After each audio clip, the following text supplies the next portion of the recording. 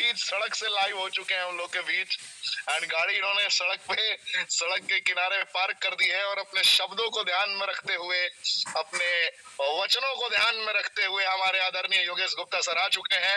And जैसा कि मैंने सर से डिमांड किया है, एक भगवत गीता का श्लोक, क्योंकि परमात्मा की एक छवि दिखती है आपके मुखारबिंद से, और हम सभी सौभाग्यशाली हैं कि आप जैसे भाई को हमने प्राप्त किया, आप जैसे गुरु को हमने प्राप्त किया, आप जैसे दिग्गज को हमने प्राप्त किया।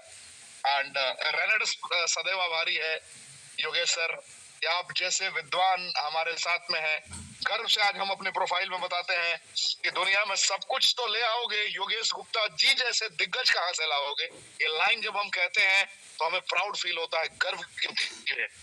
सो मैं आपसे यही विनती करता हूँ एंड कि आप एक श्लोक से स्टार्ट करें एंड पूरी ट्रेनिंग को जहां तक पहुंचाएं, और जहां भी आपको फील हो आप मुझे भी याद कर सकते हैं, फिर से मैं मैदान पे आ जाऊं। Thank you sir. अगली आवाज आपकी। बहुत बहुत धन्यवाद ऋषिकेश सर।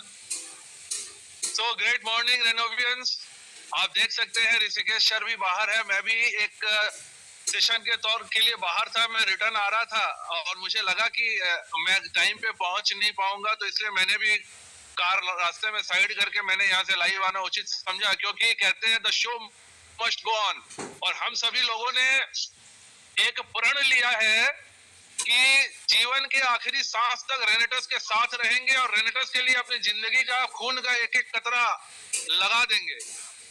तो मेरे ख्याल परिवेश सर भी बाहर ही है, मैं भी बाहर और इत्तेफाकन ऋषिकेश सर भी बाहर है, लेकिन the show must go on. 8 बजे की सेशन, कमांडो सेशन न रुकी है न रुकेगी, अनंत काल तक चलता रहेगा रेनेटस और अनंत काल तक चलता रहेगा हमारा कमांडो ट्रेनिंग। तो सर ने जैसा मुझे बताया, ऋषिकेश सर अभी संदेह के ऊपर बातें कर रहे थे, मैं सुन रहा था, तो संदेह के ऊपर एक श्लोक याद आता है मुझे कि भगवान गीता में कहते हैं, ध्यायतो विषयान पुंसः संगस्ते सुपजायते संगात् संजायते कामः कामात् क्रोधो विजायते क्रोधत् भवति सम्मोहः सम्मोहत् स्मृति विभ्रमः स्मृति भ्रंशादि बुद्धिनाशो बुद्धिनाशात् प्रणश्यति। अर्थात भगवान गीता में कहते हैं कि सामान्य मनुष्य किसी विषय का ध्यान करके अपने कार्यों को स्टार्ट करता है। सामान्य मनुष्य किसी विषय का ध्यान कर अपने कार्य को शुरू करता है, और जब आदमी किसी स्वार्थ में कार्य शुरू करता है ना, तो इससे आसक्ति जन्म लेती है, और आसक्ति जहां होती है वहां काम का जन्म होता है, और जब काम की पूर्ति नहीं होती तब क्रोध उत्पन्न होता है, और जब क्रोध उत्पन्न होता है तो विषय के प्रति मोह और बढ़ जाता है। जब विषय के प्रति मोह और बढ़ जाता है तब सोचने की शक्ति भटक जाती है। जब सोचने की शक्ति भटक जाती है तब बुद्धि का नाश होता है, और जब बुद्धि का नाश होता है तब मनुष्य का सर्वनाश हो जाता है। अब रेनेटस वेलनेस में इसका रेलेवेंस क्या है? जैसे मैंने कहा ना कि आम आदमी स्वार्थ को ध्यान में रखकर काम करता है, तो मैंने कुछ दिन पहले ट्रेनिंग में आपको बताया होगा, याद होगा कि सफल लोगों का पैराडाइम इनसाइड आउट आता है। सफल लोग जब कोई काम करते हैं ना, तो वो पहले व्हाई सोचते हैं, फिर हाउ सोचते हैं, फिर व्हाट सोचते हैं। लेकिन जो आम आदमी है ना, उनका पैराडाइम जो है वो आउटसाइड इन जाता है। वो पहले व्हाट सोचते हैं कि हमें क्या मिलेगा। जब आप उनको रेनेटस का प्लान दिखाते हैं ना, तो सबसे पहले पूछेंगे हमारा क्या फायदा है, व्हाट हमको क्या मिलेगा। जब उनका फायदा आप उनको सिद्ध कर देंगे कि भैया आपको यहाँ से करोड़ों रुपया मिलेगा, तब वो बोलेंगे कैसे होगा, फिर कैसे होगा, उसके बाद सोचेंगे क्यों होगा। तो अगर आप स्वार्थ के निहित होकर कोई कार्य करते हैं ना सर, तो फिर आप आसक्ति और लोभ के अंदर पड़ जाते हैं, है ना। तो डायरेक्ट सेलिंग अगर आपको करनी है तो मैं आपको इसको गीता से रिलेट करके बता रहा हूं। चाहे आप किसी धर्म पंथ जाति से आते हो, इसको धर्म की नजर से मत देखिएगा, ये एक ह्यूमन मैनुअल की तरह से देखिएगा कि जब आप काम सेल्फलेस होकर करते हैं ना, जब आप किसी भी काम को सेल्फलेस होकर करते हैं तो वो काम आपका 100% सिद्ध हो जाता है। रेनेटस वेलनेस में अपने लिए मत काम कीजिएगा सर। अपने नीचे 10 लोगों के लिए ये सोचकर चलिए कि 10 लोगों को 1 लाख रुपए का पे आउट कैसे दिला सकता हूं।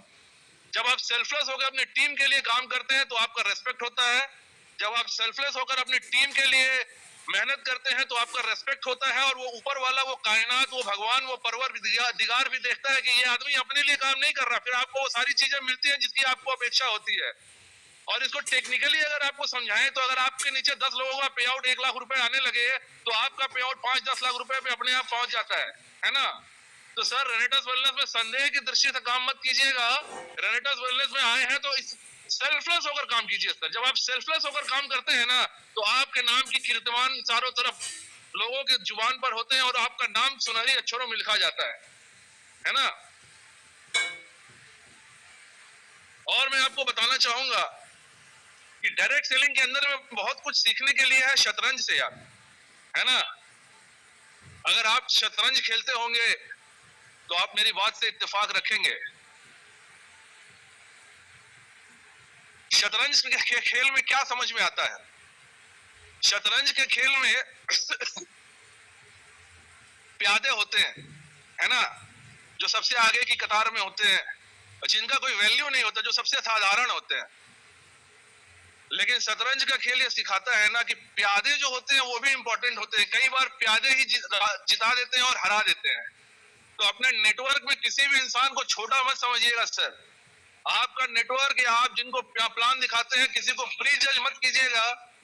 आप ही के टीम में कौन सा प्यादा आपको शतरंज जिता देगा, यू नेवर नो। हर आदमी को इक्वल तवज्जो दीजिएगा, हर आदमी को इक्वल सपोर्ट कीजिएगा। देखिएगा इन्हीं प्यादों में से कोई आदमी आपको शतरंज की बाजी जिता देगा। कोई भी आदमी डायरेक्ट सेलिंग में साधारण नहीं होता। एक एक आदमी 1-1 करोड़ का होता है। डायरेक्ट सेलिंग में मैं हमेशा कहता हूं कि एक एक आदमी 1-1 करोड़ का होता है सर, है ना। तो प्यादों की अगर आप रक्षा करेंगे तो प्यादे आपकी रक्षा करेंगे, है ना। हमारे सनातन में कहते हैं धर्मो रक्षति रक्षिता। अगर आप धर्म की रक्षा करेंगे तो धर्म आपकी रक्षा करेगा। प्यादों की रक्षा कीजिए। टीम में किसी भी इंसान को गलत मत समझिए, किसी को छोटा मत समझिए। हर एक इंसान के लिए सेल्फलेस होकर काम करेंगे ना सर तो काम हो जाएगा। रास्ते में बाधाएं तो आती है।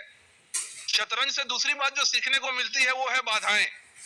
जब आप एक युद्ध जीतना चाहते हैं ना तो आपके रास्ते में बाधाएं तो आती है यार। आप कीर्तिमान रचने निकले हैं, आप चाहते हैं कि महीने का 10, 20, 50 लाख रुपए आप कमाएं। तो क्या लगता है कि ये इतनी आसानी से मिल जाएगा? रास्ते में रुकावटें तो आएंगी ना सर। आप कोई 15,000 की नौकरी करने थोड़ी निकले हो कि सुबह घर से टिफिन का डब्बा लेकर निकलोगे, रात को डब्बा खाली करके चले आओगे। आपने सपना देखा है बड़ा, आपने जिंदगी में कुछ करने का सपना देखा। आप चाहते हैं कि आप वो कर जाएं जो आपके खानदान में, आपकी पीढ़ी में आगे किसी ने नहीं किया। तो समस्याएं तो आएंगी ही ना रास्ते में। समस्याएं आएंगी और उन समस्याओं से ऊपर चलकर ही आदमी महान बनता है ना। और मैं आपको बताऊं अगर समस्याएं आ रही है तो आप घबराइएगा नहीं, आप समझिएगा कि आप सही रास्ते पर हैं। क्योंकि समस्याएं सही रास्ते में ही आती हैं, गलत रास्ते में कोई समस्या नहीं आती है। और समस्याएं आए तो ऊपर देखिएगा और उस परवरदिगार का, उस भगवान का, उस वाहे गुरु का शुक्रिया अदा करिएगा कि उन्होंने आपको चुना है, वो आपको कुछ बड़ा देना चाहते हैं। देखिए 2 तरह की चीजें होती है, एक रेस का घोड़ा होता है और एक बोझ उठाने वाला घोड़ा होता है। दुनिया में रेस का घोड़ा सबसे कीमती जानवर माना जाता है जिसे मनुष्य पालता है। और रेस के घोड़े को जब रेस में दौड़ाया जाता है ना तो उसका मालिक जो उसके ऊपर बैठता है जॉकी, वो उसके पीछे चाबुक से मारता है, हंटर से मारता है उसको। तो रेस के घोड़े को ये समझ में नहीं आता कि यार मैंने तो कोई गलती नहीं करी, फिर मेरा मालिक मुझे मार क्यों रहा है। उसका मालिक उसको इसलिए मार रहा है सर क्योंकि उसको रेस में जिताना चाहता है। तो भगवान ने अगर आपको तकलीफें दी है डायरेक्ट सेलिंग के अंदर में तो शुक्रिया अदा कीजिएगा कि वो आपको चाहता तो आपको बोझ उठाने वाला घोड़ा बना सकता था सर। वो चाहता तो आप 15,000 की नौकरी कर सकते थे, लेकिन उसने चुना है कि आप अपनी जिंदगी में कुछ बड़ा करेंगे। इसीलिए ऊपर वाले ने आपको मारा है, आपको रेस का घोड़ा बनाया है सर उसने, और उसने आपको चुना है ना। तो शुक्रिया अदा करिएगा जब रास्ते में दिक्कत आए, शुक्रिया अदा करिएगा जब लोग आपसे ना जुड़ रहे हो, शुक्रिया अदा करिएगा जब लोग आपको लालच दे रहे हो दूसरी कंपनी का। और मैं आपको बता दूं, दाना हमेशा कबूतरों को डाला जाता है सर, बाज को कभी दाना नहीं डाला जाता। ये आपको डिसाइड करना है कि आप इस बिजनेस के कबूतर हैं या बाज हैं। आपने देखा होगा हर सुबह हर चारों तरफ लोग कबूतरों को दाना डालते हैं और कबूतर आते हैं। कभी आपने देखा कि बाज आया होगा दाना डालने पर? आप डायरेक्ट सेलिंग के बब्बर शेर है सर, आप डायरेक्ट सेलिंग के बेताज बादशाह है इस आसमान के। आपको कोई दाना कैसे डाल सकता है? अगर आपने दाना खा लिया है तो आप अपने आप को साबित कर रहे हैं कि आप कबूतर हैं या बाज नहीं है। अभी आपको डिसाइड करना है कि आप कबूतर हैं इंडस्ट्री के या बाज हैं। और एक चीज मैं आपको बता दूं, बलि हमेशा बकरे की दी जाती है, शेर की बलि नहीं दी जाती। आपने कहीं देखा शेर की बलि दी गई है? तो डायरेक्ट सेलिंग के अंदर में उथल पुथल जब होती है ना, तो इसके अंदर कुछ लोगों की बलि दी जाती है। जो बकरियां होती है ना, जो बकरे होते हैं, उनकी बलि दी जाती है। जो शेर होते हैं वो बच जाते हैं। तो अगर कभी आपकी जिंदगी में ऐसा तूफान आए, अगर आपको लगे कि बिजनेस नहीं हो रहा, अगर आपको लगे कि लोग आपको दाना डाल रहे हैं, तो एक बार आईने में अपने आप को देखकर बोलिएगा कि आप इस बिजनेस में रूल करने के लिए आए हैं सर। आपका जन्म रूल करने के लिए हुआ, भीड़ का हिस्सा बनने के लिए कतई नहीं आए हैं। डायरेक्ट सेलिंग के अंदर में यही तो मजा है। शुरुआती दौर में कुछ तकलीफें आती हैं, शुरुआती दौर में कुछ चैलेंजेस आते हैं, और जो इन चैलेंजेस को जीत जाता है ना, जो इन चैलेंजेस को पार करके आगे बढ़ जाता है, तो जिंदगी बड़ी सुनहरी हो जाती है सर। मैं आपको कह रहा हूं आज बड़ी जिम्मेदारी के साथ, 21 जनवरी 2024, ठंड है, काफी ठंड में मैं बाहर वॉक कर रहा हूं। मैं कार में बैठ के भी बात कर सकता हूं, लेकिन कार के अंदर शायद शक्ल नहीं आएगी, तो मैंने देखा लेट्स हैव अ वॉक। ये चैलेंजेस और ये पैशन है सर। जब आप पैशन के साथ कोई काम करते हैं ना, तो फिर आपके जैसा कोई दूसरा होता नहीं। अगर मैं यहाँ ट्रेनिंग कर रहा होता, ये मेरा पैशन नहीं होता, तो शायद मैं ऋषिकेश सर को कह सकता था कि मैं भी बाहर हूं, मैं अभी ट्रेनिंग नहीं कर सकता। परिवेश सर भी अवेलेबल है। लेकिन ये हमारा पैशन है। पैशन है रेनेटस वेलनेस को दुनिया की नंबर 1 कंपनी बनाने का। पैशन है रेनेटस वेलनेस में एक ऐसा एजुकेशन सिस्टम बनाने का कि जिसके बारे में लोग मिसालें दे कि एजुकेशन सिस्टम हो तो रेनेटस वेलनेस जैसा हो। और ये चीजें आसान नहीं है दोस्त। अगर आप वर्ल्ड क्लास कंपनी बनाना चाहते हो, वर्ल्ड की नंबर 1 कंपनी बनाना चाहते हो, अगर आप वर्ल्ड क्लास एजुकेशन सिस्टम बनाना चाहते हो, तो उसके लिए सेक्रीफाइसेस तो करने पड़ेंगे सर। बिना सेक्रीफाइस किए फिर कुछ होता नहीं है। शतरंज से दूसरी बात हमको यह सीखने को मिलती है कि कभी कभी जिस चीज से सबसे ज्यादा मोह होता है ना, जीतने के लिए उसको भी सेक्रीफाइस करना पड़ता है। शतरंज में अमूमन रानी से बड़ा मोह हो जाता है लोगों को, है ना। तो कभी कभी बाजी जीतने के लिए रानी को भी दांव पे लगाना पड़ता है। और अगर आप अगर आप रानी को सेक्रीफाइस करना चाहते हैं, अगर आप तत्पर हैं अपनी प्रिय से प्रिय चीज को सेक्रीफाइस करने के लिए, तो फिर कुदरत भी आपको रिटर्न देती है सर। कुदरत भी देखती है कि हाँ, ये है आदमी की कुर्बानी देता। इस्लाम में कहा जाता है ना, इस्लाम में जो सबसे प्रिय चीज है उसकी कुर्बानी दे दीजिए। जब आप सबसे प्रिय चीज की कुर्बानी देते हैं, तो उस ऊपर वाले को लगता है कि हाँ यार, ये मेरी राह में अपनी सबसे प्रिय चीज छोड़ा, तो मैं भी इसको दे देता हूँ। एक घटना याद आती है, मैं आपको सुनाता हूँ। भगवान श्री कृष्ण के एक मित्र हुए सुदामा। दोनों साथ ही सांदीपन ऋषि के आश्रम में पढ़ाई करते थे। सांदीपन ऋषि भगवान श्री कृष्ण के गुरु हुए। सांदीपन ऋषि के आश्रम में भगवान श्री कृष्ण और उनके मित्र सुदामा, एक ब्राह्मण थे, दोनों पढ़ाई करते थे। बचपन की मित्रता थी। बड़े हुए, पढ़ाई खत्म हुई, भगवान श्री कृष्ण द्वारका को गए। द्वारका में वो द्वारकाधीश बन गए, और सुदामा गरीब ब्राह्मण थे, वो अपने घर चले गए। बड़ी मुश्किल से गुजारा होता था। तो एक दिन सुदामा की वाइफ ने, उनकी धर्म पत्नी ने उनको कहा कि मैंने सुना है कि आपके मित्र भगवान श्री कृष्ण है, द्वारकाधीश है, वो तो राजा है, उनके पास क्यों नहीं जाते, कुछ मदद ले आइए उनके पास से। तो ये कहते कि जो मुझे बड़ा संकोच होता है, मित्र के पास कैसे जाऊंगा, वो इतना बड़ा राजा, मैं इतना फकीर, इतना दरिद्र। तो कैसे भी करके धर्म पत्नी तो मानती नहीं, आप जानते हैं पत्नियों को। पत्नी देखी कि वहीं जाए तो कुछ कल्याण हो। तो पत्नी जी इनको मोटिवेट करके बोले कि जाओ एक बार मिल तो आओ, ज्यादा से ज्यादा क्या होगा, कुछ नहीं देंगे, इससे ज्यादा क्या होगा। तो कैसे भी करके सुदामा राजी हुए। लेकिन अब किसी के घर खाली हाथ कैसे जाए। हमारे यहाँ तो ये परंपरा रही है कि किसी के यहाँ जाते हैं तो कुछ लेकर जाएंगे। तो सुदामा ने कहा कि इतने दिनों बाद मित्र के घर जाऊंगा, खाली हाथ कैसे जाऊं, देखो घर में कुछ है क्या। तो उनकी धर्मपत्नी ने पूरा घर टटोल कर देखा, मुट्ठी भर चने मिले। तो बोले ये मुट्ठी भर चने ही है, घर में और कुछ है नहीं, ये मुट्ठी भर चने ही आप लेकर जाओ। तो सुदामा मुट्ठी भर चने की पोटली बांधकर द्वारका चले कि जाके मित्र से मिलेंगे। अब जब द्वारका गए, तो द्वारका का वैभव देखकर उनकी आंखें फटी की फटी रह गई। ऐसा नगर उन्होंने कभी नहीं देखा था। जैसे तैसे पूछते पूछते किसी से पूछे कि द्वारकाधीश का महल कहाँ है। महल तक पहुंचे, महल के गेट पर गए, तो उन्होंने कहा कि जी राजा कृष्ण से मिलना है, मैं उनका मित्र हूं। तो लोगों ने हंसी उड़ाई, कह रहे इतना फटे हाल ब्राह्मण, तुम कहां से राजा के मित्र हो गए। खैर जैसे तैसे उन्होंने मनाया कि भाई मैं राजा का मित्र हूं, जाके कहो तो सही। तो कृष्ण के पास खबर पहुंची कि बाहर कोई दरिद्र ब्राह्मण आया है, कहता है आपका मित्र है। कृष्ण नंगे पांव भागते चले गए और गेट पर जाकर उनसे लिपट कर रोने लगे। बोले अरे मित्र, बड़ी देर लगा दी आने में। खैर उनको अंदर ले गए। अंदर ले जाने के बाद उनको बैठाया, उनके पांव धुलवाए, उनको सिंहासन पे बैठाया। अब उनका वैभव देखकर सुदामा को संकोच होने लगा कि इतना बड़ा और वैभवशाली राजा और इसको मैं ये मुट्ठी भर चने कैसे भेंट करूं, है ना। तो वो अपनी पोटली बगल में छुपा के दबा के रखे थे कि नहीं, उनको संकोच होता था। लेकिन कृष्ण कन्हैया तो समझे अंतर्यामी, उन्होंने बगल से पोटली खींच ली। बोले क्या लेके आया है? तो बोला नहीं नहीं ऐसे ही शर्म आ रहा है, क्या दूं?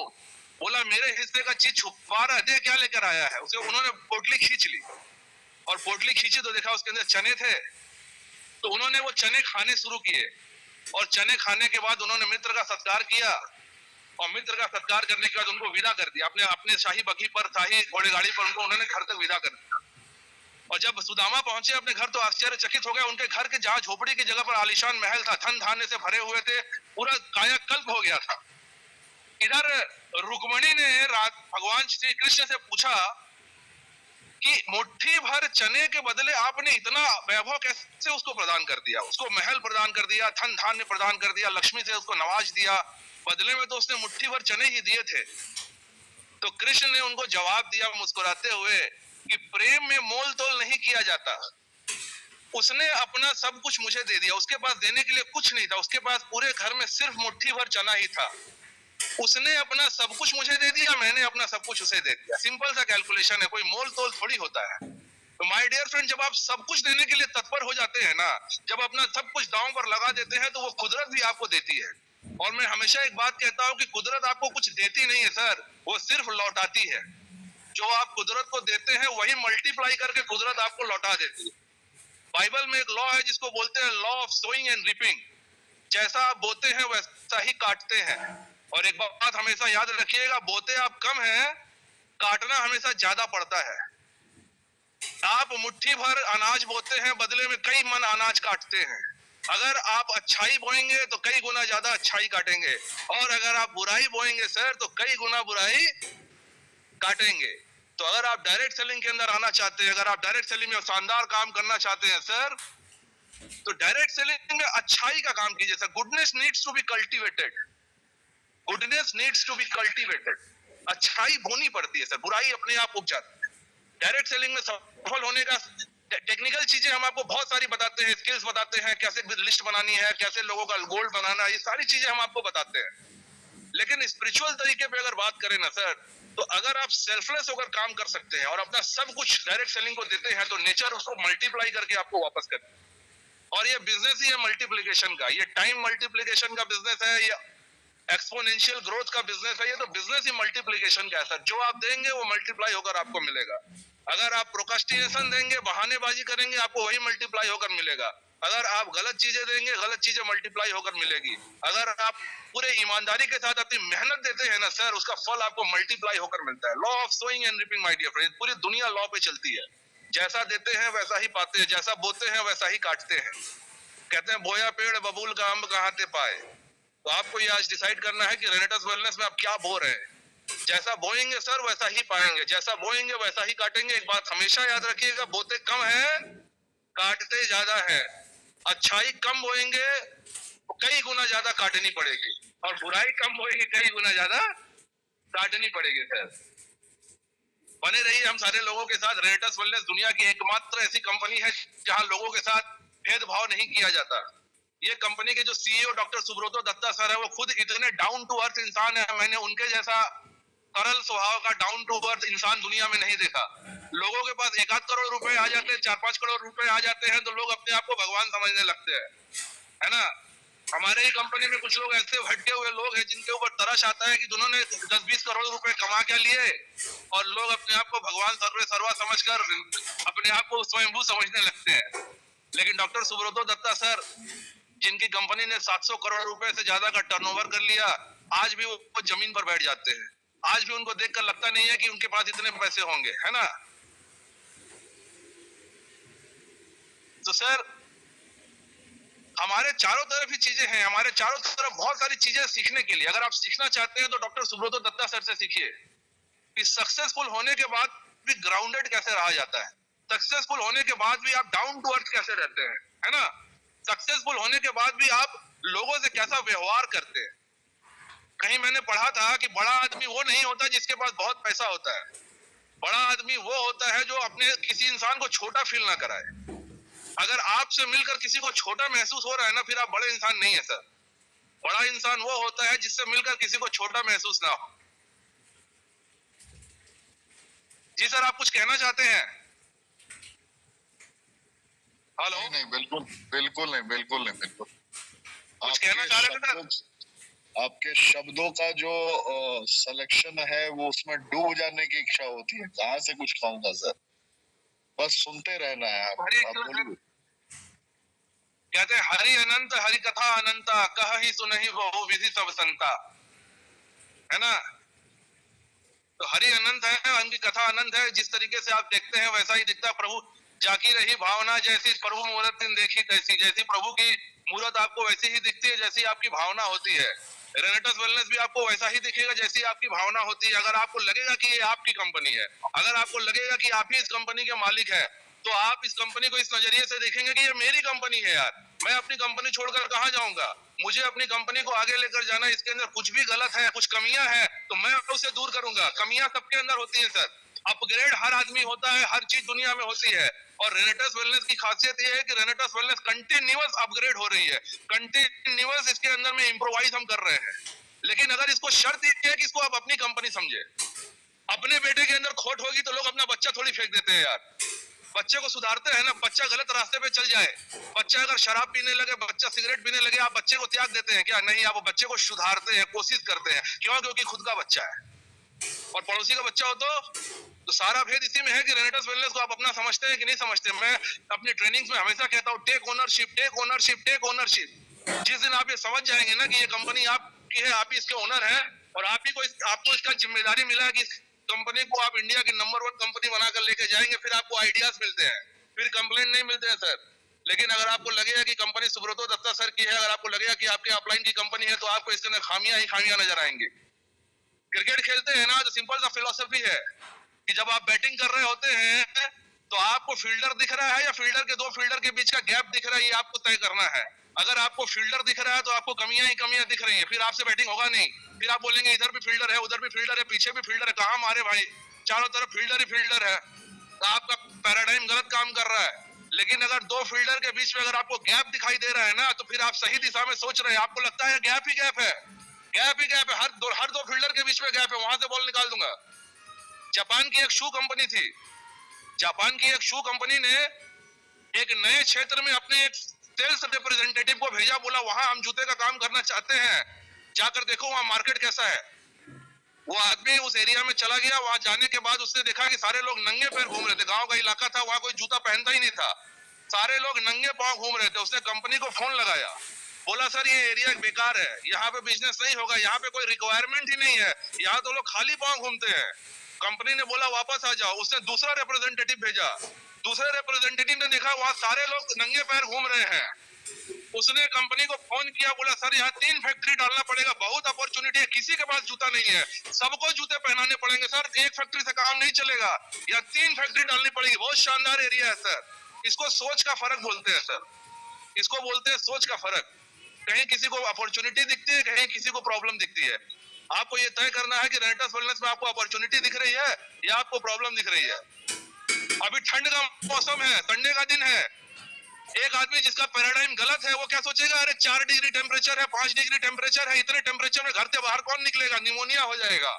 और इसी में जो सफल नेटवर्कर है वो सोचेगा इतना ठंड है, हर आदमी घर पे मिलेगा, आज घर से बाहर निकलूंगा, 4 लोगों के पास जाऊंगा, 4 लोग तो जिसके पास भी जाऊंगा घर पे ही मिलेगा, आज 4 लोगों को प्लान दिखा के आऊंगा, आज 4 लोगों को कढ़ाई बेच के आऊंगा, इतना ठंड है।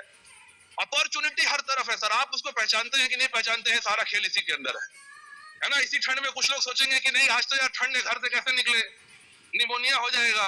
और इसी ठंड में जो असली नेटवर्कर होगा बोलेगा आज सारे लोग घर पे ही मिलेंगे, जिसके घर पे भी जाऊंगा घर पे ही मिलेगा, आज तो 10 लोगों के पास जाऊंगा और 10 लोगों में 5 लोगों को कढ़ाइयों भी बेच के आऊंगा, क्योंकि इस वेदर में कढ़ाइयों का अलग ही मजा है। तो ये सारा चीज आपके सोच पर निर्भर करता है सर, है ना। अगर आप अपनी सोच बदलेंगे बिजनेस हो जाएगा, अगर आप इस बिजनेस के साथ ओनरशिप लेंगे तो ये बिजनेस हो जाएगा। Over to you Rishikesh sir, thank you very much. मैं चाहता हूं कि मीटिंग को कंक्लूड आप करें, करीब करीब 10 मिनट 9 बजने वाले हैं। बिल्कुल सर, बिल्कुल, आपने तो पूरा एकदम एक अलग नजारा ही दिखा दिया, सभी को एहसास करा दिया। हरि अनंत हरि कथा, रियली हरि अनंत है और हरि की कथा भी अनंत है। आप भी रेडस में गजब है, आपकी कहानी भी गजब है। यानी कि जिस तरीके से आप ट्रेनिंग देते हैं, जिस तरीके से लोगों को गाइड करते हैं, ये बहुत बड़ी बात है सर। एंड जो आपने बात कही कि अपॉर्चुनिटी वाली आखिर में, कि कुछ लोगों को लग रहा होगा कि 4 डिग्री 3 डिग्री है भाई, इसमें कहाँ कोई मिलेगा, और सोचने का फर्क है, हर लोग घर में ही मिलेगा, स्वाभाविक है। सो मनस्थिति से ही तो सारी परिस्थितियां बदलेगी। माइंडसेट अगर आपका स्ट्रांग है तभी जाकर आप कुछ भी कर सकते हैं जिंदगी में।